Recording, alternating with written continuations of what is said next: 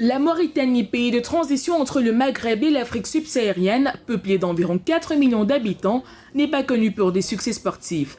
Cependant, le pays a su se qualifier aux 3 dernières phases finales de la Coupe d'Afrique des Nations en 2019, 2021 et 2023. Afin d'obtenir son visa pour l'édition 2023, la Mauritanie s'est imposée face au Gabon sur un score de 2-1 à la dernière journée des phases éliminatoires. Pour la CAN en Côte d'Ivoire, elle est logée dans le groupe D. Ainsi, pour espérer traverser le premier tour, elle devra faire face à l'Algérie, au Burkina Faso et à l'Angola, respectivement les 16, 20 et 25 janvier 2024.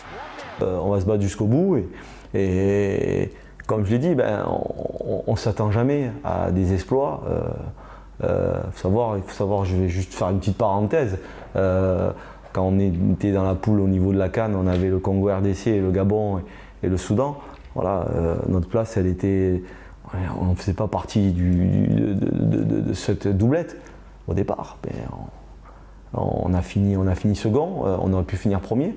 Mais voilà, donc nous l'objectif, c'est d'aller le plus loin possible et d'y croire, parce que c'est à nous de ne pas louper la première marche. La Mauritanie n'a jamais remporté la CAN ni réussi à sortir de la phase de poule. Avec seulement un but inscrit à la CAN en 2 participations, le pays est déterminé à faire mieux lors de cette 34e édition.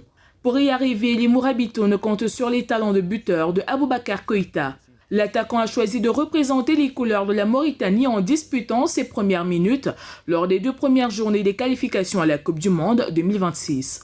Pour la première fois, Oumar Ngom, 19 ans, découvrira la sélection en tant que milieu de terrain. Si on veut grandir, il faut se frotter à ces adversaires-là. Et si on veut exister au sein du continent africain, il faut aller chercher un résultat contre cet adversaire-là. Nous, l'objectif, et je l'ai toujours dit, l'objectif c'est d'arriver d'être dans le top 15 au niveau de la CAF.